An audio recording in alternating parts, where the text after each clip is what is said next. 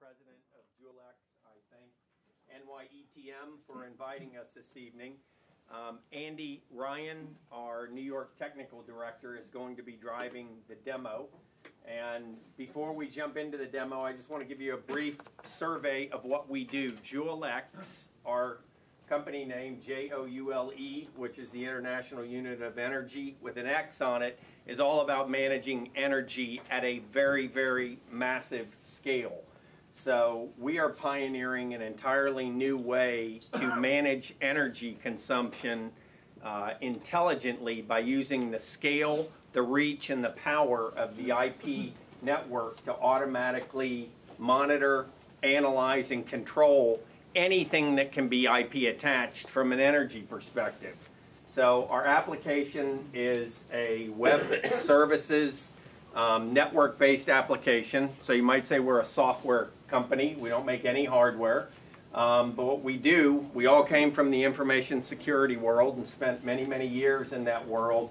We figured out how to manipulate things from the network and understand what's happening on the inside from a utilization and energy consumption perspective. So think about Coca-Cola with 12.8 million wirelessly connected vending machines around the world, kicking off compressors and chillers all night and all day despite usage patterns. Think about servers sitting in our data center running continuously. Are they actually processing productively or not? Is there a way for us to extract that waste and optimize and manage utilization and energy consumption? So today we're going to give you two use cases for how our customers are using JouleX. The first is a data center. I think everybody here knows data centers consume enormous amounts of energy, and the rate of growth of data centers with cloud-based everything and web scale everything and you name it is creating an enormous drain on the grid. And data center operators are far more interested today in systems that help them become more agile. So we think about provisioning new applications. It used to take 6 months to provision a server. Now with VMware and virtual machines, we do it in a matter of hours. But the network infrastructure takes forever. Where do we have available energy? Where's our rack density? So using JouleX in the data center in many ways is like a software-defined data center application, because we're allowing our customers to optimize the energy availability with the consumption with utilization. And what Andy is going to show you is how our product automatically, through what we call asset connectors, automatically discovers everything on the network. So time to value is very quick. Within 15 minutes we're monitoring a network. How we analyze energy consumption and utilization. So if we have no utilization and high energy consumption, what's that the definition of? Waste. And more importantly, how our reporting and dashboarding allow data center operators to be very agile. So Andy, I'll kick it off and kick it over to you. Thanks, Tom. Welcome, everybody. As Tom described, I am the technical director here in the Northeast, and because I'm a technical guy, I like to get into the weeds. And I've told Tom that if I start getting into the weeds, just to smack me on the side of the head. I'm standing behind him with my club. Yeah, so I'm just going to walk through kind of how our customers might use the software for this particular scenario in the data center, and we'll obviously be here for questions afterwards.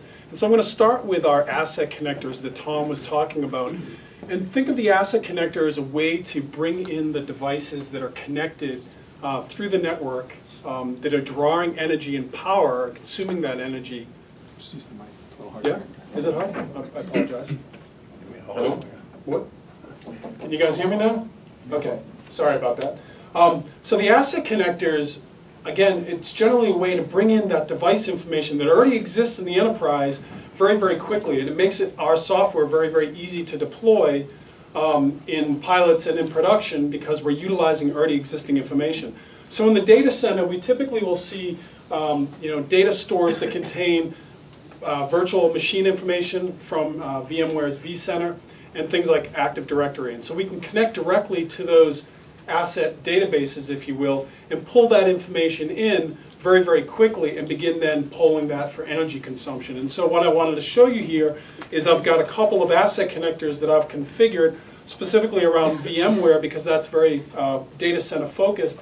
And again, it's very, very easy to do this, where we can just point it directly to vCenter with some credentials, an IP address, and it automatically consumes all the information, the VMware infrastructure, etc., into our software and begins to flush that data out. So again, it makes it very, very quick to deploy the software.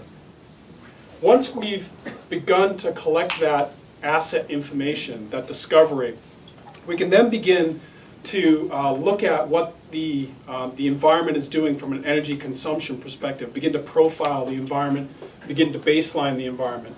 And when we're talking about the data center, we're typically talking about, like I said, VMware, Active Directory, but also the facilities side, right? So we can pull in information from the facilities infrastructure inside the data center as well. So we can talk to things like building management systems, pull in lighting, pull in HVAC, all that kind of, all those kinds of devices that are consuming energy in the data center. And once we've got that, we can then, like I said, begin to look at the data and how we're consuming it.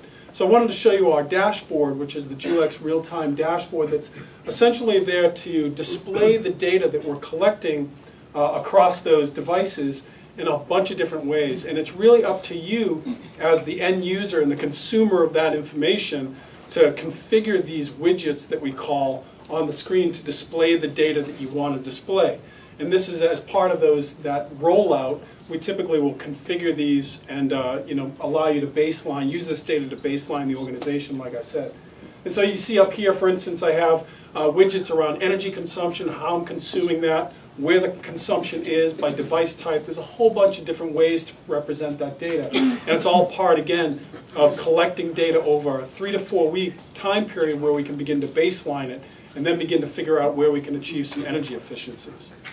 And so in this case, in the data center, one of the things we'll want to do is after 3 to 4 weeks, collect this data, and then we can come into reports and begin to show, with reports, what my consumption is all about and begin to baseline that consumption. So for instance, we have hundreds of reports, but I wanted to showcase just a few of them where we've got the ability to show reports on consumption for the data center, and this is what I'm showing here, which will give us a total breakdown of what we're consuming from an energy perspective across configurable time range and across specific devices. All these reports are customizable and configurable, so you can add in any kind of device that you want, set up a date range, they can be exported, all that kind of good stuff.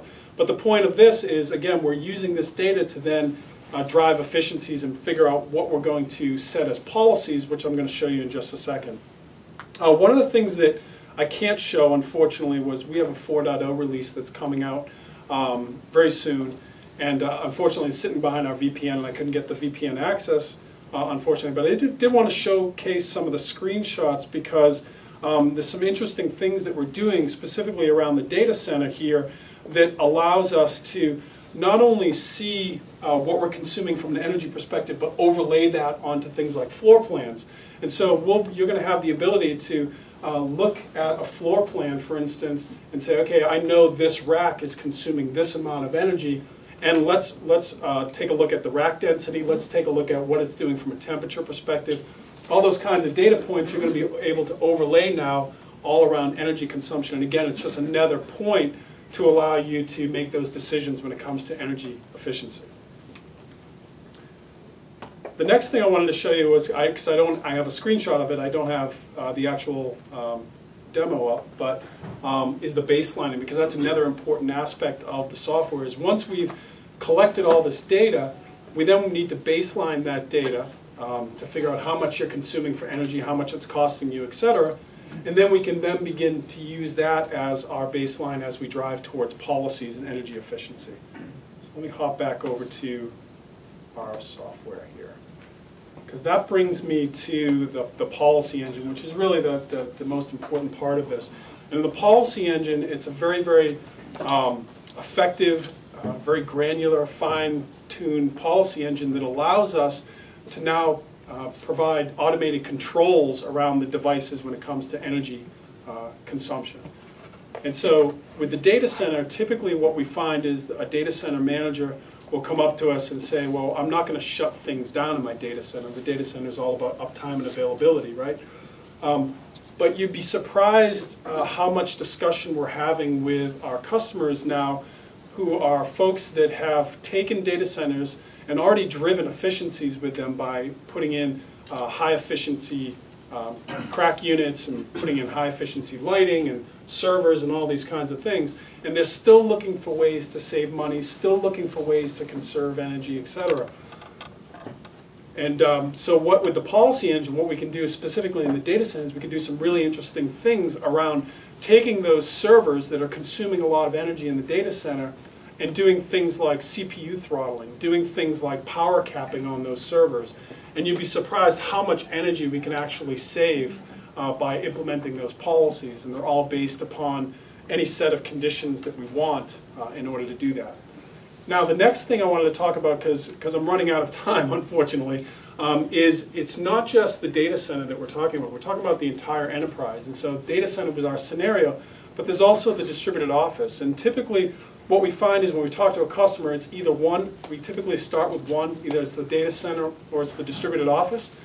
But a lot of times we'll bring those together. And so you can deploy JouleX across the entire enterprise, capture energy consumption and provide energy efficiency not only in the data center but in your distributed office. So you can set up policies, for instance, that'll do things like power down your PCs, power down your phones in your distributed office, you know, at 10 o'clock at night and turn them back on at 7 o'clock in the morning. So it's really, really powerful and effective, and you know, it's going to provide the analytics and the capabilities and the policies that you're going to be able to implement in order to achieve those energy efficiencies.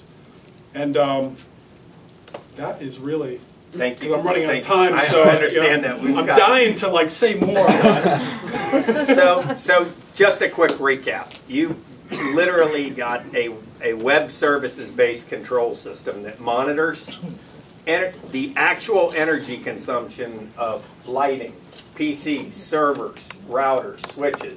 It's doing it all through lots of different algorithms. By the way, it doesn't require agents. It does not require any software agents. This is all done as a network service over the network.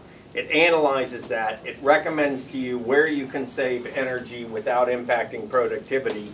And then it has an automated policy engine that closes the loop, the control loop, to actually go out and unlock that waste or you know, recover that waste by actually limiting energy consumption. So value proposition, our largest customer believes they can take their energy bill from about 750 million euros to about 300 million euros.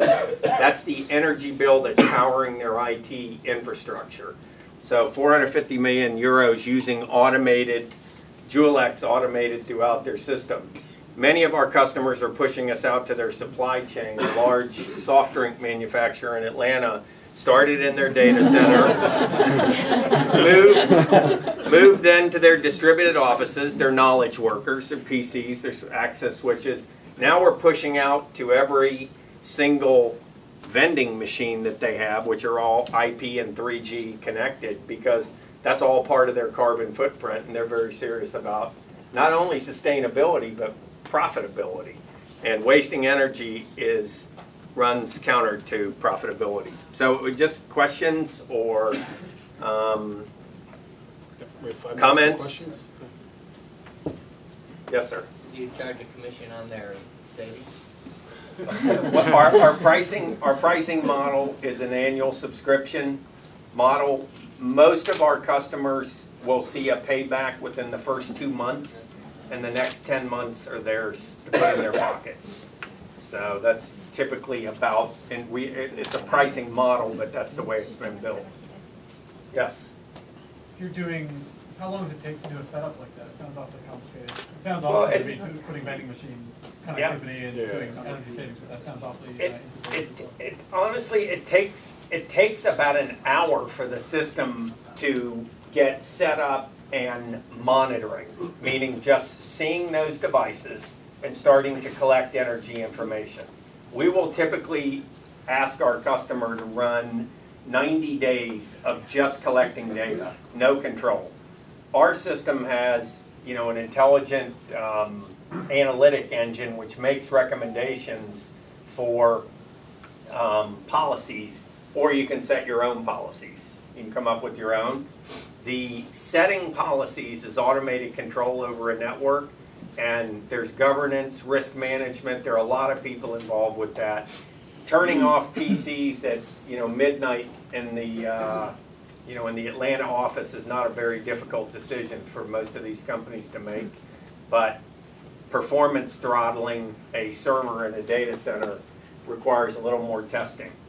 So, you know, 20 years from now, I honestly think every network management system will include this type of technology, because I'm a security guy for almost my whole life, and when I see how much energy we are wasting in our over-provisioned IT infrastructures, it's mind-boggling.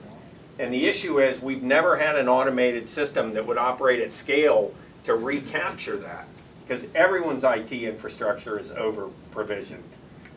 It's provisioned for the peak of the peak, and then we operate it at significantly lower loads. So it's good for the world. That's why I'm doing it. Time for one more. Next up here. One more question? So how do you take the IT data that you're gathering from something like vCenter and turn it into useful insight into how much power the various workloads are using? Well, because we're capturing the power data, right? So the vCenter is connected to those devices, and those devices are reporting that actual consumption data to vCenter and to us. And so we're able to trend that, not only just the power, but we're also capturing things like utilization, fan speed, CPU, all the kinds of device information that we need to make those decisions. Inlet temperature, outlet temperature, Yeah. I mean, it's collecting. This Lots of application data is points. collecting an enormous amount of real-time data off the infrastructure.